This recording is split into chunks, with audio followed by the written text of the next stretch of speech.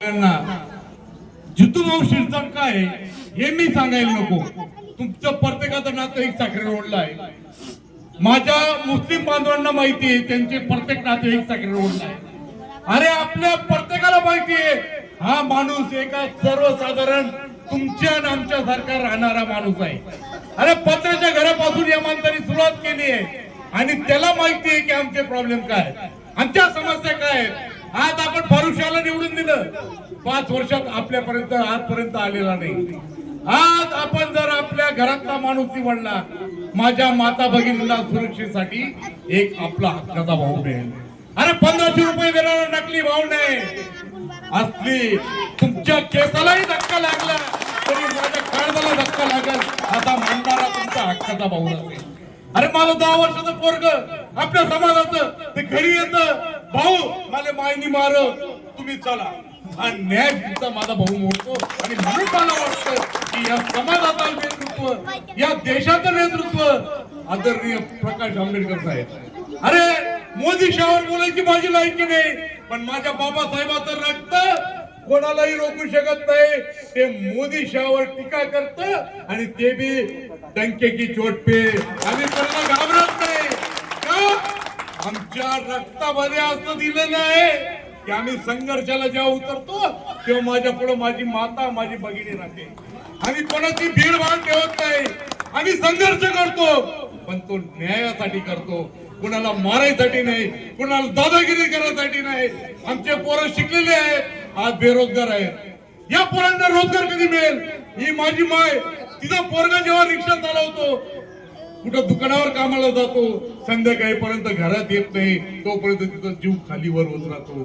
पण ते पोरगाला जर कुठे केस मध्ये अडवलं तर आमचा जितू भाऊ त्या कोर्टात दिवसभर बसतो आणि संध्याकाळी माझ्या मुलाच्या समोर तिच्या पोरेला तिच्या ताटावर बसवतो. असा आमदार आम्हाला पाहिजे. हे नकली आहे साहेब. तुमचे जे भाऊ आहेत ना 2500, 3000, 5000 वाटणारे हे आजच वाटतील, पण तुम्हाला आणि मला डॉक्टर बाबासाहेब आंबेडकरांनी मतदानाचा एक हक्क दिला आहे. तो हक्क असा आहे की आपण परिवर्तन घडवायचं. आपण 60-70 वर्षापासून मतदान करतोय अनेक लोकांना. अरे तो आमच्या रक्ताचा नव्हता, आमचा माताचा नव्हता, त्याला निवडून पाठवलं. अरे ज्या माणसाची लायकी नव्हती, तो 10वी पास असो नापास असो, त्याला आम्ही आमदार केलं. मग आम्ही आमच्या माणसाला कधी करणार आहोत. आता आपण जागृत झालं पाहिजे, आपण जागृत झालं पाहिजे. आपल्या माणसाला आमदार केलं पाहिजे. आपली निशाणी काय, गॅस सिलेंडर. अरे तुमचं नगर कोणत्या नावाचं आहे, आमच्या रमाईच्या नावाचं. बाबासाहेबांनी जेवढे चटके सहन केले त्याच्या तिप्पट चटके माझ्या रमाईने सहन केले. आणि त्या रमाईचं नावाचं नगर हे आहे. माझ्या माईला ते दादाला चटके लागतात, ते रमाईला लागले होते.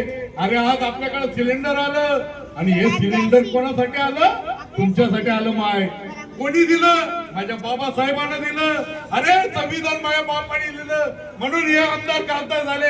हे आपल्यापेक्षा लाख टक्क्याचे भिकारी आहेत. ओरिजिनल माल आपण आहोत आणि आपला माल ज्यावेळेस या बाजारात येईल, हा माणूस ज्यावेळेस विधानसभेत जाईल, माय तुझ्या पोरगाला शिक्षण मिळेल, डोक्यावर हक्काचं घर येईल.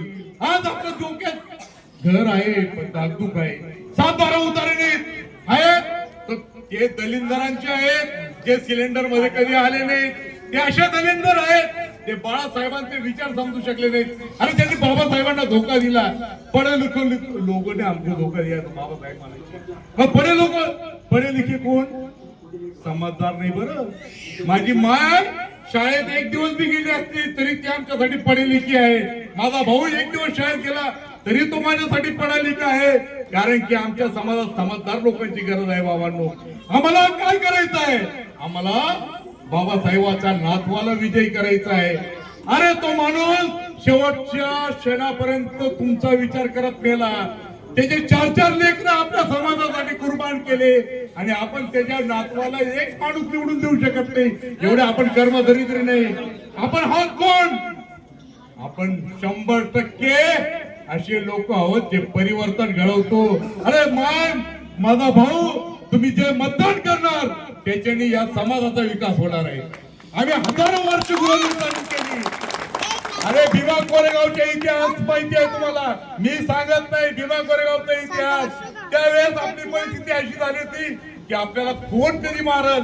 माझे 5-6 घर जिथं होते जिथं ते लोक धाकधूक करत होते.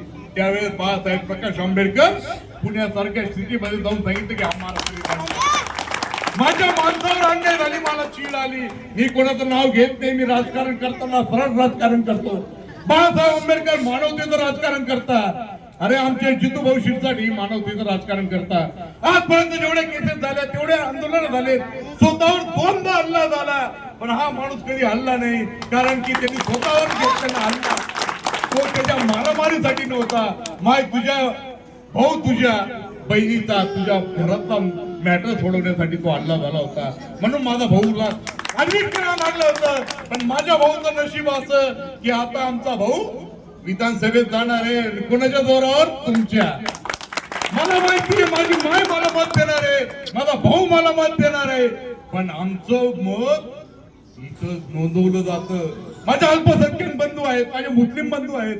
तुम्ही आम्हाला आमच्या विश्वासावर मतदान केलं. लाल पिवळा हिरवा निळा झेंडा घेऊन आपला माणूस फिरला. अरे तिथं गेला आणि भाजपला मतदान करून आला. एवढी आपली शोकांतिका आहे. अरे आमचा जितू भाऊ जर तिथं राहिला असता तर लाभ पारले असतील. आजही आम्हाला फोन येत आहेत चांगले चांगले लोकांचे, भाऊ इतके ले लो नीचे बैठ जाओ. अरे भाऊ म्हणे नीचे बैठने वाली औलाद नहीं, ये लड़ने वाली औलाद. अरे आम्ही 100 किलोचा पैलवान आमच्या 50 किलो पैलवानने नाही लढवलं तर आम्ही आमचं नाव सांगणार नाही. कारण की आमची तुमच्यावर आमचा विश्वास आहे. ओबीसी, एनटी आणि एसटी मायनॉरिटी माझ्या